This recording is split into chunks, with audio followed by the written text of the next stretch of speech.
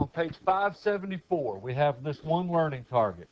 To use trigonometric ratios, which we already know, and angles of elevation or depression, which we don't, to solve real-world problems. So there's no actual new math. What's new is the application, okay? When you see real-world problems, you should be thinking word problem, all right? Now, we do have two definitions we have to know. You have to know what an angle of elevation is and an angle of depression. The angle of elevation is the angle formed by a horizontal line and an observer's line of sight to an object above the horizontal line. So if you look at the picture on the screen here, all right, here I am, down here on the football field. Here you are, up here in the nosebleed section, and you wave at me. The angle of elevation from me to you is the angle formed. You got to pretend that there's a horizontal line coming out of my eyes. So I have a superpower, and it is that there's a horizontal line coming out of my eyes. Okay? And then, after I make that horizontal line come out of my eyes, I make this line of sight come out of my eyes and hit you. Knocks you off the back of the stadium. But well, okay.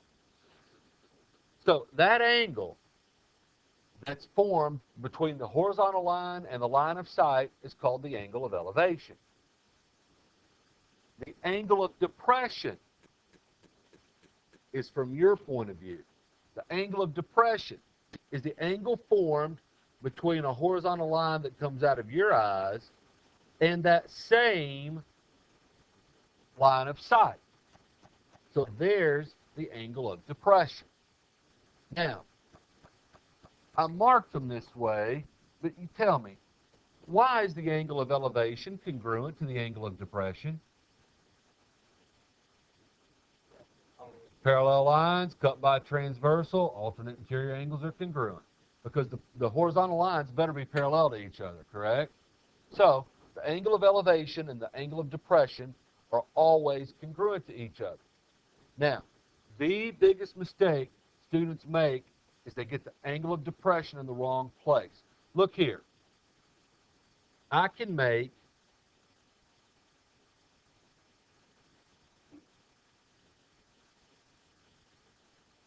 a triangle here formed by the angle of depression and then a vertical line. Okay? If, let's see if I can actually make this work. If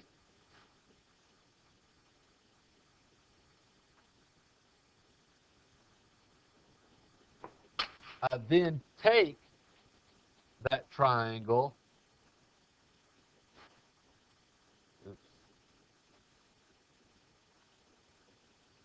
and flip it that way, isn't that the same triangle?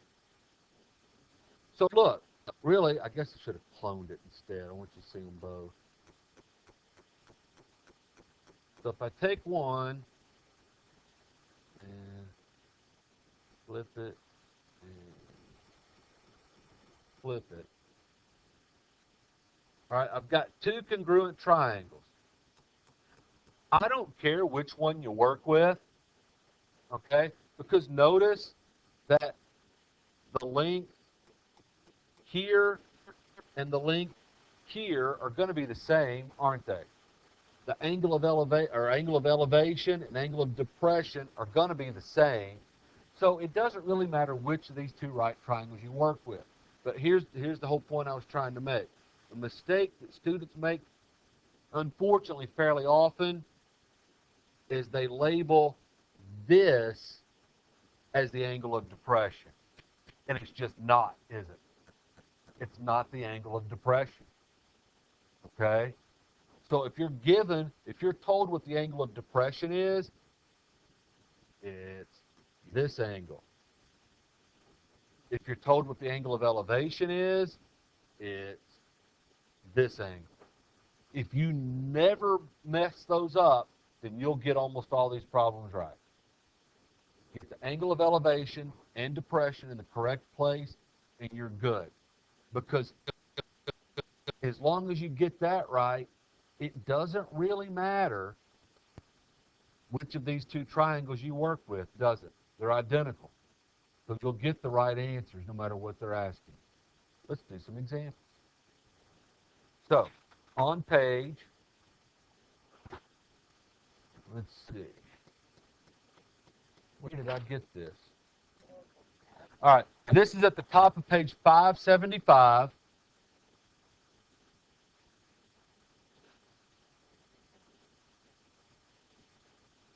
It says the crossbar of a goalpost is 10 feet tall.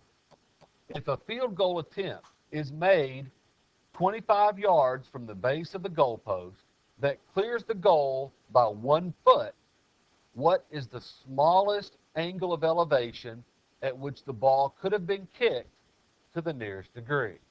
Now, this is kind of a made-up problem because when you kick a ball, does it go in a straight line or does it arc? It arcs, okay? But we'll have to pretend it goes in a straight line. So let's draw a picture of this. Sometimes they'll give you a picture. Most of the time you have to draw your own. So we've got a goalpost 10 feet tall. If a field goal attempt is made 25 yards from the base. So let's go out from the base. 25 yards. I don't like feet and yards. That'd be 75 feet, wouldn't it? Okay, so now both measurements are in feet. And then the ball clears the goal by 1 foot. So, I actually need 11 feet here, don't I?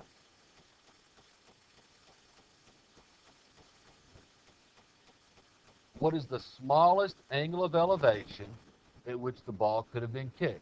So go ahead and connect there, and X is our angle of elevation, isn't it? Okay, there's not really a line of sight unless you want to say that the ball can see, maybe the kicking tee can see, okay? But that's the path of the ball, okay? Well, can we find that? Yeah, this is exactly the kind of problem we did yesterday, isn't it? So there's no new math, there's just a new situation. So we can say that the tangent of x, why did I choose tangent? Because I know the opposite leg of the adjacent. Tangent of x equals opposite over adjacent. Therefore, the inverse tangent of 11 over 75 equals x. So we get out our calculator. We find we turn it back on. We find the inverse tangent of 11 divided by 75. And the directions say to the nearest degree. So to the nearest degree, I get 8. What do you get? And there we are. Any trouble with this example?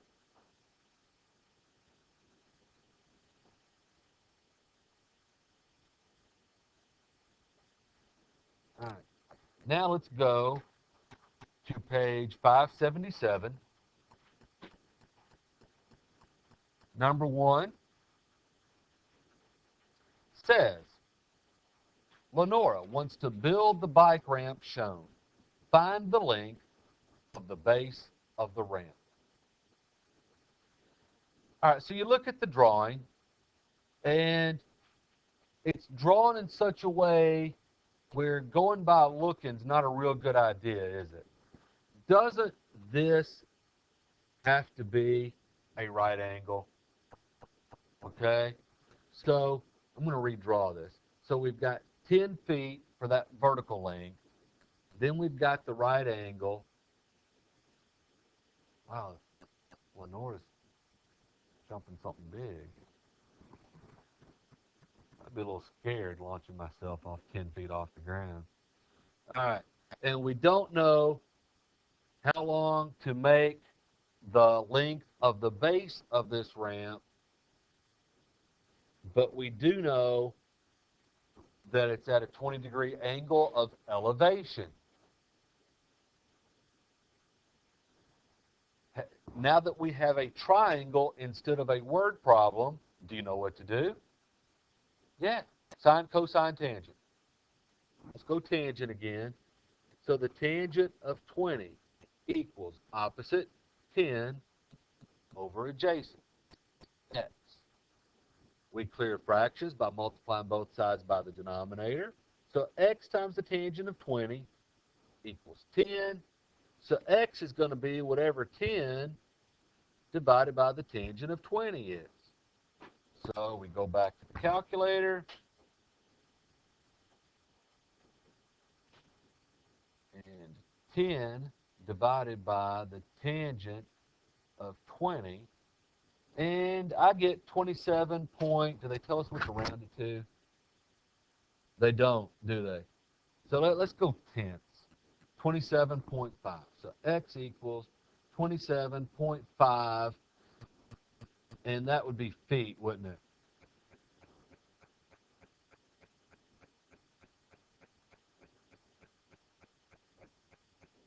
So what are you thinking so far? Not so bad, right? We've done problems like this. As long as you can figure out what your triangle looks like, you should be in good shape. All right, number 2. Oh, now I'm back on page, I'm sorry I'm skipping around. Back on page 575. A lifeguard is watching a beach from a line of sight 6 feet above the ground.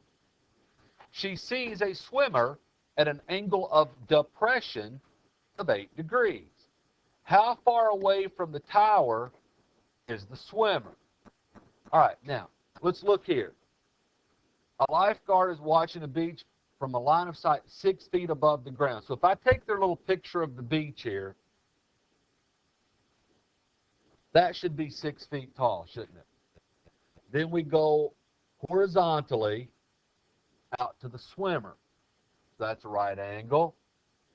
And then we've got an angle of depression of 8 degrees. So, okay, if the angle of depression is 8 degrees, the angle of elevation is 8 degrees.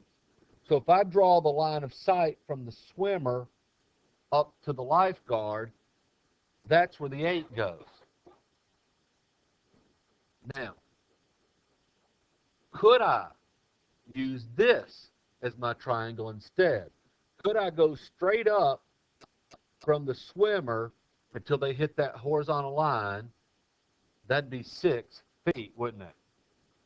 And then over to the lifeguard, and then the angle of depression's already labeled. What do we know is true about the red triangle and the blue triangle? They're congruent. They're the same, aren't they? Does it matter which one we use? Not in the least. Because the question is, how far away from the tower is the swimmer? Now, to me, I see that as that horizontal red segment is the way I kind of see that. Okay?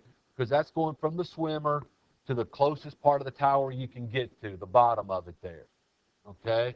So I would call that X. But isn't that the exact same thing as that blue segment right there? It is. So you don't have to draw 2 triangles. Okay? And I'm hopefully not confusing you by drawing 2.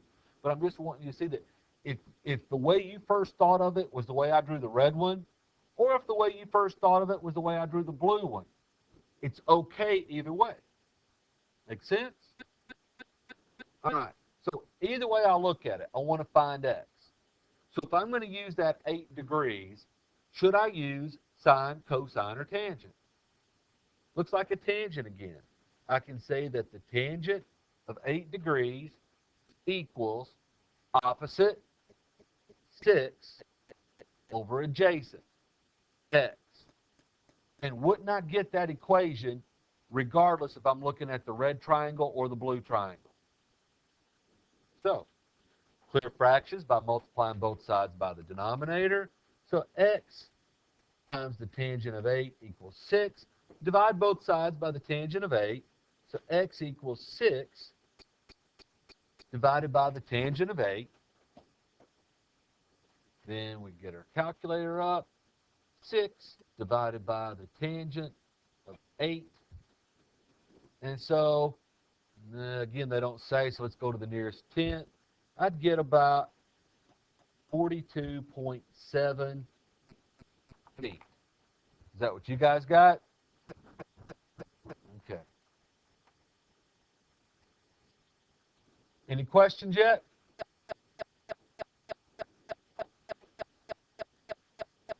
Number 2. Now I'm back on page 577 because, you know, it's fun to change pages a lot. A fan is seated in the upper deck of a stadium 200 feet away from home plate. If the angle of depression to the field is 62 degrees, at what height is the fan sitting?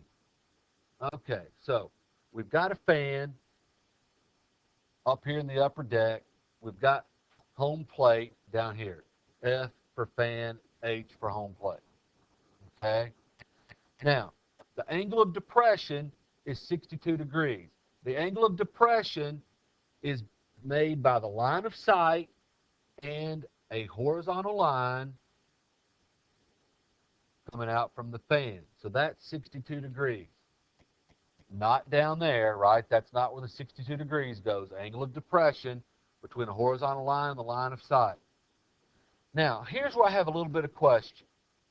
It says the fan is seated 200 feet away from home plate. Which segment do you think represents the distance from the fan to home plate? I think it would be that slanted one, HF. Okay? The way it's worded, I'm not sure. Okay? Maybe they meant, you know, this distance, I'll give this one a name. Maybe they meant that distance, AF, okay, which would be the ground distance if you were down here on the ground. So I'm a little bit unsure, but I'm going to go ahead and I'm going to say that that's the 200 feet, okay? And then they ask, at what height is the fan sitting? So if I just do this, wouldn't that be X? Okay, that's how high up the fan is. So, not tangent this time. So if I've got this right, should I use the sine of 62, the cosine of 62, or the tangent of 62? We'll do sine this time. We'll say the sine of 62 equals opposite x over hypotenuse, 200. So 200 times the sine of 62 is x.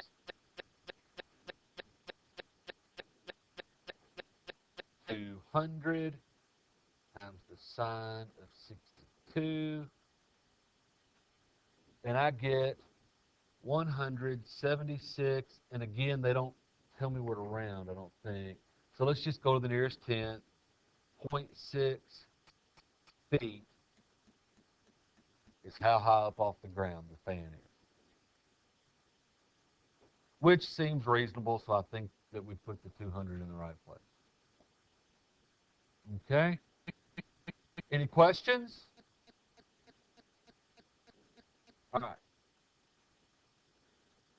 Page 577, 1, 2, 4, 5, 7, 15, 23, 25, 27 through 38. Let me look at those real fast to make sure I eliminated the ones I didn't want you to do.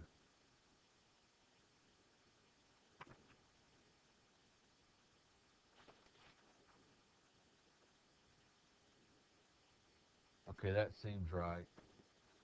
Now, notice what I have here in blue. You will need your compass and protractor in Unit 9. This is our last section of Unit 8. You know, we've still got quiz and test and all, but once we get to Unit 9, you're going to need your compass and protractor, so be finding them. You all had them back in the fall, so find them.